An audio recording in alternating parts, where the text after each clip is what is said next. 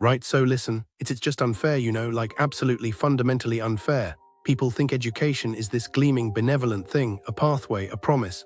Honestly, it's a farce, a curated illusion for the masses.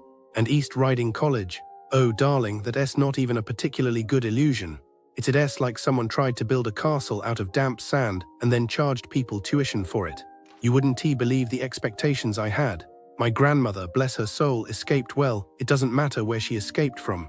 Let's just say it involved a lot of grey and not enough hope. She always said education was the one thing they could never take from you. A shield, a weapon, and me, I just wanted to create, to pour everything I felt onto a canvas, into stories, into something beautiful.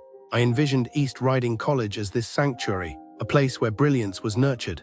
A ridiculous notion I see now, but a girl can dream, can't she? It started predictably with the system, or rather the conspicuous lack of one. It's like they decided to throw together a bunch of classrooms and then just hoped for the best. And of course, that hope crumbled faster than a stale biscuit. No proper registration, no clear schedules, just this constant, low-level hum of chaos. It's as if they deliberately designed it to be disorienting. It's basic decency to have a system you understand. It's about respect. Respect for your time, respect for your effort, respect for the very idea of learning. When things aren't organized, it makes me feel like people are not respectful of my time, and like they are treating me like I am less valuable. Don't you feel that way? And the staff, oh the staff. It wasn't just incompetence, though there was plenty of that. It was a sort of chilling indifference, a complete lack of engagement. Lecturers wandering into class, visibly unprepared, their eyes glazed over like they were already planning their next tea break. I remember a history lecturer, actually apologizing for not having read the assigned material. Apologizing, as if that somehow made it better. Imagine the audacity. Like, oh sorry, I didn't bother to prepare for your education, but here's a vaguely related anecdote about my cat. It's almost comical, if it wasn't so deeply, profoundly disheartening. It's like they don't see you as a person, they see you as a number, a burden. You feel so invalid. It makes you question your worth, doesn't it? Like, am I even deserving of someone's time and attention? And the facilities, darling, don't even start me on the facilities. Outdated computers, flickering lights, classrooms that smelled faintly of despair and damp. The library, a pathetic collection of dusty books that looked like they hadn't been touched since the Victorian era. It's like they actively wanted to create an environment that stifled creativity. As if the very walls were whispering, don't bother trying. You'll fail anyway. This place is so dingy. It's like they didn't even bother. I remember my grandmother telling me stories about libraries in her village, hidden spaces filled with knowledge, cherished and protected.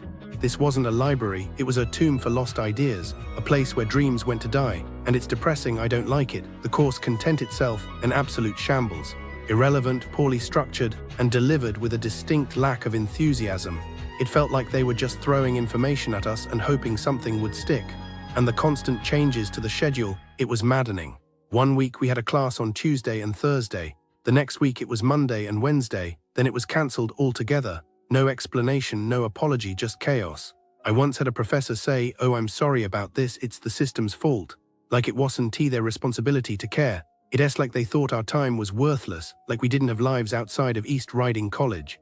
It's so infantilizing, like... I was looking into crimes near East Riding College, and I found some pretty sketchy stuff, It's like you'd think it's a safe area, right? I mean, it's near a college, but nope, scammers are everywhere, sadly. So I found this one story about a fake craft fair at a local church, which is super close to East Riding College.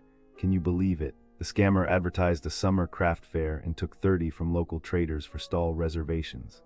But when they showed up, there was no event and the church had no idea about the bookings. Can you imagine? You're all excited to sell your crafts and then nothing. I mean, what would I do if I were them? I'd probably cry, It's like you trusted someone and they just took your money. I think the victims probably felt so stupid, how could they fall for it? But it's not their fault, right? The scammer was just really good at making it seem legit. And what probably happened to the scammer, they probably just took the money and ran, laughing all the way to the bank. It's so unfair, The church vicar even spoke out about it, saying that multiple people lost their money. How could you, scammer? That's just wrong, Anyway, that's the kind of scams you might expect near East Riding College, sadly. Just be careful, okay? Don't trust everything you see, especially if it seems too good to be true. The area surrounding East Riding College, it's a bit like a forgotten corner of a postcard. a place where good intentions seem to evaporate before they reach reality. If I were to paint a picture of the businesses here, it would be one muted in shades of disappointment, a landscape dotted with establishments that, well, let's just say they consistently fall short of expectation. It's not a place brimming with vibrant hospitality. Instead, it feels like a collection of ventures perpetually stuck in a state of almost. It's important to understand why I've come to this conclusion. It wasn't a snap judgment. I've pored over accounts, read between the lines of customer experiences, and it's a pattern that emerges with unnerving consistency. This isn't about singling out specific places, it's about articulating what a traveler, a visitor, should realistically prepare for. It's like discovering a beautiful antique clock, only to find the hands are frozen, the chime broken. The potential is there, but the execution profoundly lacking. Let's start with dining. Restaurants nearby, they seem to specialize in a particular kind of heartbreak, the kind where you anticipate a comforting meal and instead receive a culinary disappointment. They all seem to share this quality, a fundamental misunderstanding of what constitutes enjoyable food and respectful service. Masala restaurant takeaway, for instance. Oh, masala. It's a place that seems to operate under the bizarre belief that authentic equates to actively unpleasant. The complaints are numerous. It's not just about burnt onion bhajis resembling spaceships, as one person eloquently put it, or the chicken tasting like supermarket sweepings. It's about an overall sense of neglect. Reports of food being served lukewarm, of questionable hygiene practices, a gentleman describing witnessing someone picking their nose and eating it. Honestly, it leaves a mark on the soul. And the restrooms, apparently time travel is possible, taking you back to the 1960s with a broken seat and a perpetually running tap. There's a consistent theme of rudeness, of bills being tampered with, of a general disregard for customer satisfaction. It's not merely bad food, it's a feeling of being actively unwelcome. This, sadly, feels representative.